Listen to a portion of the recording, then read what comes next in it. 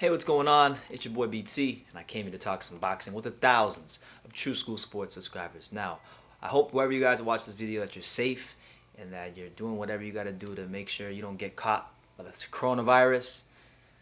And just God bless you and your families. But listen, we're going to keep you guys entertained. We got boxing news, as it's been reported by worldboxingnews.net. Shout out to worldboxingnews.net. They've been putting in work over the years. They've reported that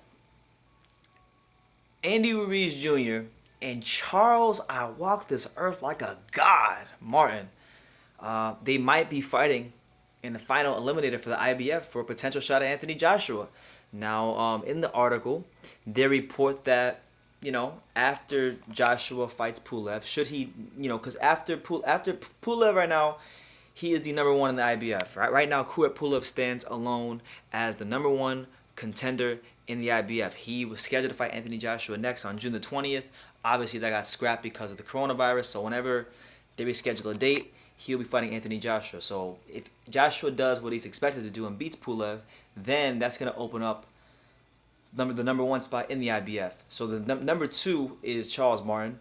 Number three is Alexander Usyk, but Usyk is ranked higher in the WBO than he is in the IBF. So you can expect Usyk to actually go the WBO route because he's ranked higher.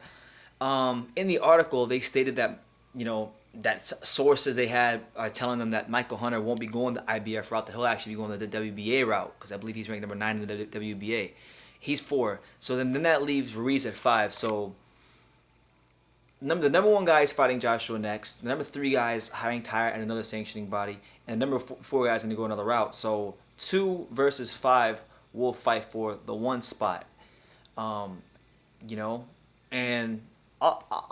just grading the matchup, just looking at the matchup, it's an interesting matchup. I know people are gonna watch. I know people that are watching this video. They're gonna say, well, Andy Ruiz Jr. he should fold up Charles Martin. I'll be honest with you. I think he should fold up Charles Martin. He really should fold up Charles Martin because he's a better fighter than Charles Martin. And technically speaking, these are both guys that held a version of the heavyweight title. These are technically 2 ex-heavyweight, champions or ex-heavyweight trinket holders, if you will. Well, no, correction. Charles Martin was an ex-heavyweight trinket holder. Andy Ruiz is an ex-heavyweight champion. He was the unified champion, so we can't just take that from Ruiz. But just getting into that matchup, I think that's a very interesting fight because of where these 2 guys are at in their careers. Andy Ruiz is coming off of a fight against Anthony Joshua where he came into the ring off the heels of the upset, one of the biggest upsets of 2019, and he came into the ring and looked like Jabba the Hutt, and he pissed away a massive opportunity to really put himself in the driver's seat of boxing, as the the heavyweight champion who defeated Anthony Joshua twice and truly knocked him off the throne. But because of the extra weight, he couldn't put the pressure on Anthony Joshua like he did in the first fight. And Joshua put on a masterclass boxing performance and did what he needed to do to get them damn belts back. So people are not really as high on Andy Ruiz right now. His dedication has always been a big question mark in his career. Even before the Joshua rematch, it was a big question in his career.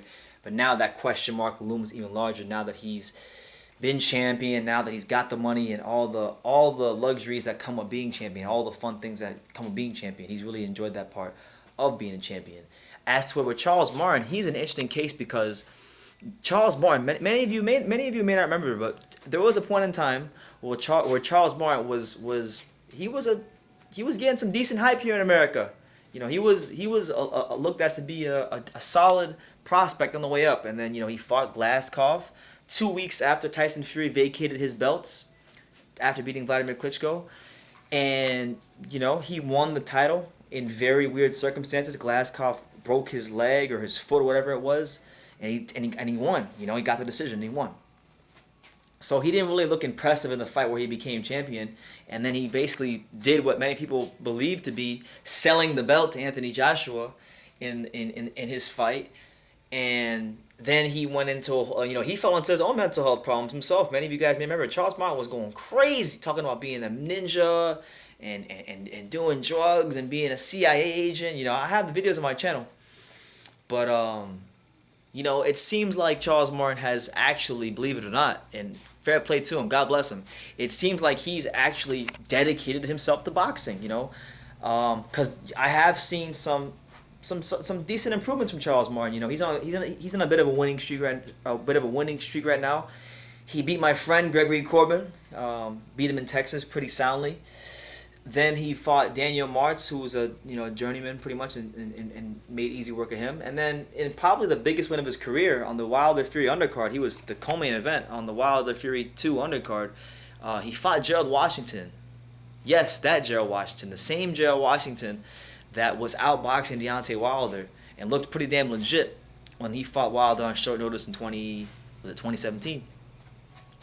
Charles Martin actually showed a bit of craft. You know, he stopped him.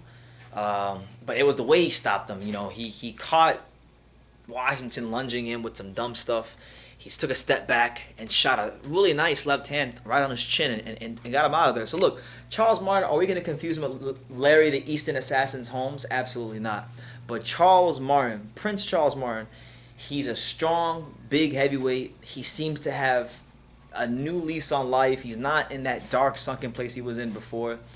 And these things actually help. These things actually help a fighter, and I think he's in a good place. So I'm not gonna make any bold proclamations because I think Andy Ruiz should beat him.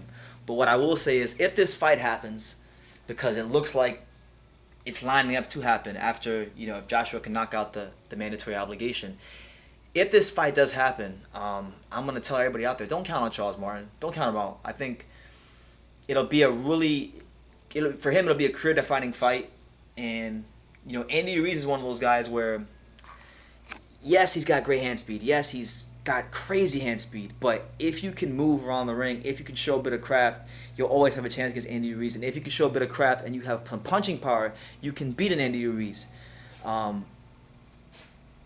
You see what I'm saying? So I'm not counting Charles Martin on that fight. I think in that fight, believe it or not, I cannot believe it's 2020 and I'm saying this, but I think if Charles Martin fights Andy Ruiz, he'll be a live dog in that fight.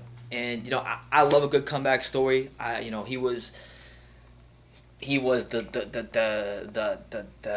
somewhat highly talked about prospect. Then he got a belt by circumstance. He was a paper champion. Then he got stopped. Then he fell into a second place. He faded into obscurity for a bit. He's been building himself back up slowly but surely, dedicating himself to the sport, really training hard. So listen, I'm going for Charles Martin. I want to see Charles Martin get it done. I want to see him get it done if they do fight. I don't think he'll beat Anthony Ruiz, but I want to see him get it done. And I think it's a good match for the heavyweight division. If we look at the rest of the division behind Ruiz and Martin, you got Robert Helenius in the IBF rankings coming in at number 6. You got Philip Hrgovic at number 7, Joseph Parker at 8, Tom Schwartz at 9, Chisora at 10, Tony Oka at 11, Ajit Caballero at 12. Zhang Jili at 13. You got Dennis McCain at 14. You got Otto Wallen at 15. So I think there's going to be some some really, really good fights in the heavyweight division whenever boxing gets started up again. Because if you just look at some of these rankings, there's so many great names in the top 10. Hrgovic's up there. Parker, Hrgovic, Helenius, Hunter. These guys are all within spitting distance of each other in the IBF rankings. So just saying, man, expect some notable fights to happen soon because these guys are too bunched up in the heavyweight rankings for them to just stay there.